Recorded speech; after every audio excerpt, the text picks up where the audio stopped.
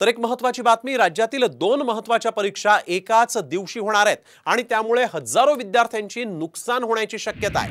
IBPS clerk ही परीक्षा 25 ऑगस्टला होणार आहे, तर त्याच दिवशी एमपीएससीने महाराष्ट्र नागरी सेवा राजपत्रित पूर्व परीक्षा होणार असल्याचं सांगितलंय आणि एकाच दिवशी 2 परीक्षा घेऊ नका अशी आता विद्यार्थ्यांनी मागणी केलेली आहे।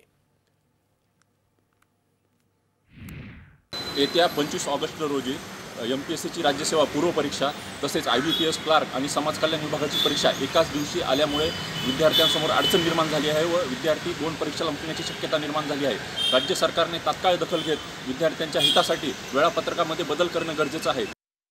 तर एक महत्त्वाची बातमी, राज्यातील 2 महत्त्वाच्या परीक्षा एकाच दिवशी होणार आहेत आणि त्यामुळे हजारो विद्यार्थ्यांची नुकसान होण्याची शक्यता आहे। आयबीपीएस क्लार्क ही परीक्षा 25 ऑगस्टला होणार आहे, तर त्याच दिवशी एमपीएससीने महाराष्ट्र नागरी सेवा राजपत्रित पूर्व परीक्षा होणार असल्याचं सांगितलंय आणि एकाच दिवशी 2 परीक्षा घेऊ नका अशी आता विद्यार्थ्यांनी मागणी केलेली आहे।